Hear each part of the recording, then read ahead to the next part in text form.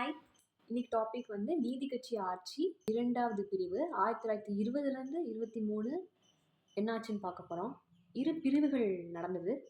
ஒரு பிரிவில் நடேச முதலியார், ராமலிங்க செட்டியார், ரெட்டி, சுப்புராயன் இந்த மாதிரி எல்லாரும் சேர்ந்து ஆன்டி மினிஸ்ட்ரலிஸ்ட், அதாவது அரசாங்க எதிர்ப்பு குழுவாக வந்து ஃபார்ம் பண்ணாங்க. இன்னொரு சைடு பார்த்திங்கன்னா நீதி கட்சி இருக்குது. அதில் வந்து தியாகராய செட்டி தலைமையில் இருக்குது.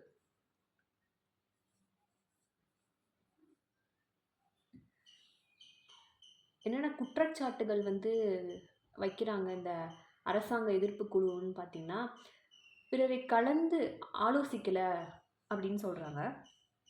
அது மட்டும் இல்லாமல் உயர் சாதி வகுப்பினருக்கு மட்டும் சாதகமாக வந்து செயல்படுது அப்படின்னு சொல்கிறாங்க.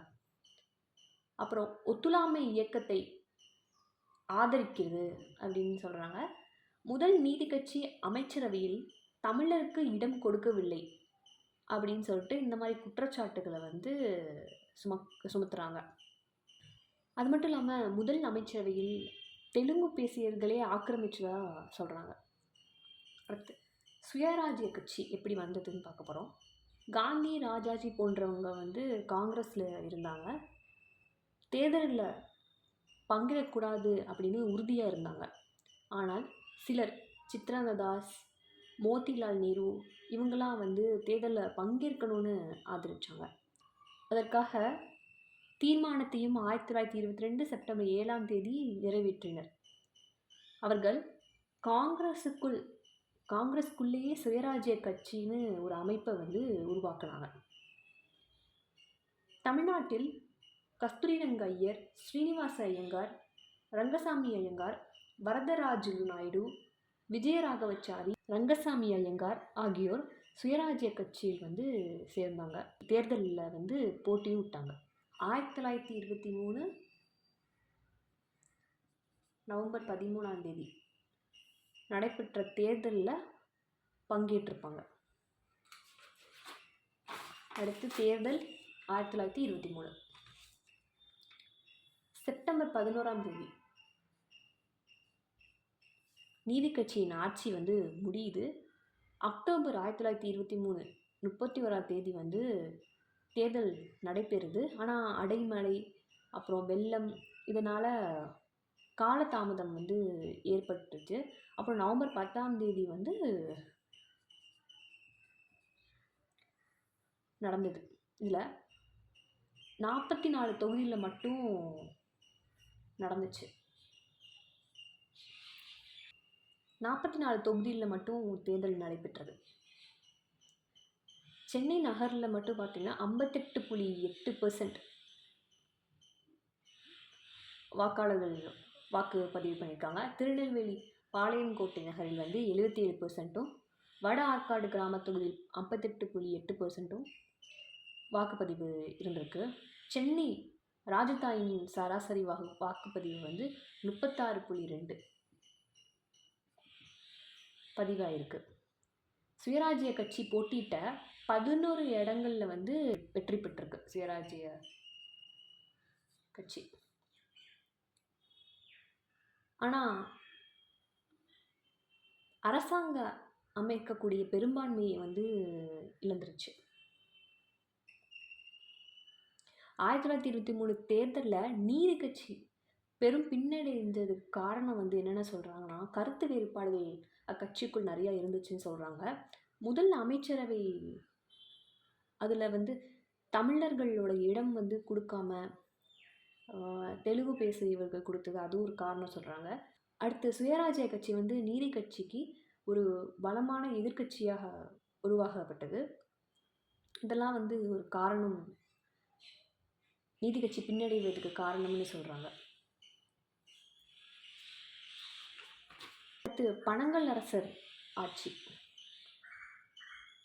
ஆளுநர் வெல்லிங்டன் அவர் வந்து நீதி கட்சி அரசாங்கம் அமைப்பதற்கு அழைப்பு கொடுக்குறாரு. தியாகராய செட்டி பரிந்துரையின்படி பனங்கல் அரசர் வந்து முதலமைச்சராக நியமிக்கப்படுறாரு. 1923 நவம்பர் 19ஆம் தேதி நீதி கட்சியின் 2ஆம் அமைச்சரவை பதவி வந்து பொறுப்பு பெற்றது. ஆளுநர் வெல்லிங்டன் நீதி கட்சி அரசாங்கம் அமைப்பதற்காக அழைப்பு கொடுத்துருப்பாரு. தியாகராய செட்டியின் பரிந்துரையின் பெயரில் பனங்கல் அரசர் வந்து முதலமைச்சராக நியமிக்கப்படுறார். கூர்மா வெங்கட ரெட்டி நாயுடுவுக்கு பதிலாக தமிழ் சட்டமன்ற உறுப்பினர் TN சிவஞானம் இடம்பெற்றாரு. 1923 நவம்பர் 19 நீதி கட்சியின் 2ஆம் அமைச்சரவை பதவி பொறுப்பேற்றது. ஆளுநரின் புதிய ஆட்சிக்குழுவில் CG தோதுந்தர், AR நா, CB ராமசாமி ஐயர், வாசுதேவ ரவிவர்மா ஆகியோர் இடம்பெற்றனர். நீதி கட்சியின் 2வது அமைச்சரவை 1926 நவம்பர் 7 செயல்பட்டது. உறுப்பினராக மாணிக்கவேலு நாயக்கர் நீதி கட்சி அரசாங்கத்தின் பாராளுமன்ற செயலாளராகவும் வருவாய்த்துறை அமைச்சராகவும் இருந்தார். புதிதாக ஐக்கிய தேசிய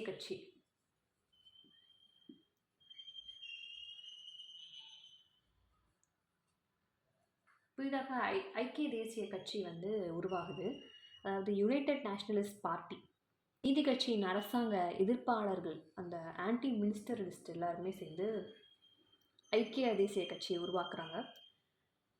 CR ரெட்டி நீதி கட்சிக்கு எதிராக நம்பிக்கை இல்லா தீர்மானம் முன்வைக்கிறாங்க நவம்பர் 27, 1923.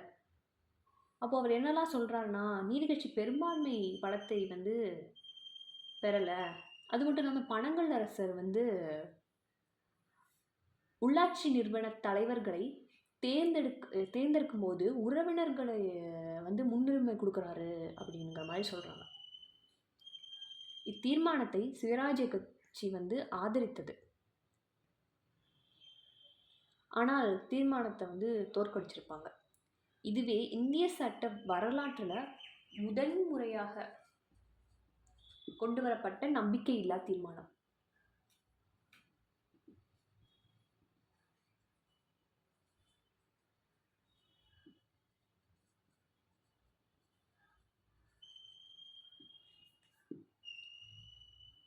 அடுத்து சாதனைன்னு பார்த்தா நீதி கட்சி 2வது அரசாங்கம் வந்து பெரிய சாதனை எதுவும் பண்ணலை. ஏற்கனவே பண்ண திட்டங்களை வந்து பனங்கல் அரசர் வந்து தொடர்ந்து செஞ்சார். 1922 டிசம்பர் 18 சட்டமன்றத்தில் அறிமுகம் செய்த இந்து அறநிலை மசோதாவை வந்து நிறைவேற்றிருப்பார் 1925. இதனால் இந்து கோயில்கள் எல்லாம் அரசாங்க நேரடி நிர்வாக கட்டுப்பாட்டுக்குள்ளே வந்து வந்திருக்கும். அடுத்து சூழ்நிலை வந்து மோசமாக இருக்கும். விவசாயம்லேருந்து எல்லாமே பாதிக்கப்பட்டிருக்கும். அந்த நேரத்தில் புதிதாக ஆளுநர் வைகுண்ட கோஷன் என்பவர் வந்து நியமிச்சிருப்பாங்க. இவருக்கும் நீதி கட்சிக்கும் விரிசல் ஏற்பட்டிருக்கும் நிறையா விதத்தில். அதாவது நீதி கட்சி வந்து வேண்டியவங்களுக்கு மட்டும் ஆதரவிக்கிறாங்க அப்படின்னு சொல்லிட்டு அந்த விஷயத்தில் விரிசல் ஏற்பட்டிருக்கும். இதெல்லாம் மேலாக ஈவே ராமசாமி நாயக்கர் வந்து காங்கிரஸை விட்டு வெளியேறி தேர்தலில் நீதி கட்சி வேட்பாளராக ஆதரித்து வந்திருப்பார். அவர் காங்கிரஸை விட்டு வெளியேறிய முக்கிய காரணம் வந்து அவர் வகுப்பு வாரி பிரதிநிதித்துவத்தை காங்கிரஸை வந்து ஏற்றிருக்காரு. அடுத்த சட்டமன்ற தேர்தல் 1926. சிவராஜ்ய கட்சி சத்தியமூர்த்தி தலைமையில் வந்து தேர்தல் போட்டியிடுறாங்க. நீதி கட்சி வெறும் 21 இடங்களில் மட்டுமே வெற்றி பெற்றது. ஆனால் சுயராஜ்ய கட்சி 41 இடங்களில் வந்து கைப்பற்றியது. சுயராஜ்ய கட்சி சாதனைன்னு பார்த்தா தமிழ் பேசிய பிராமணலாத வேட்பாளர்களை வந்து நிறுத்தியிருப்பாங்க. அதுவே அக்கட்சியின் பெரிய வெற்றியாகும். இது நீதி கட்சி ஆட்சி 2வது பாகம். எப்படி இரு பிரிவுகளாக பிரிஞ்சு என்னாச்சுங்கிறத பார்த்தோம். இதோட கண்டினியூஷன் அடுத்த கிளாஸில் பார்ப்போம். தேங்க்யூ.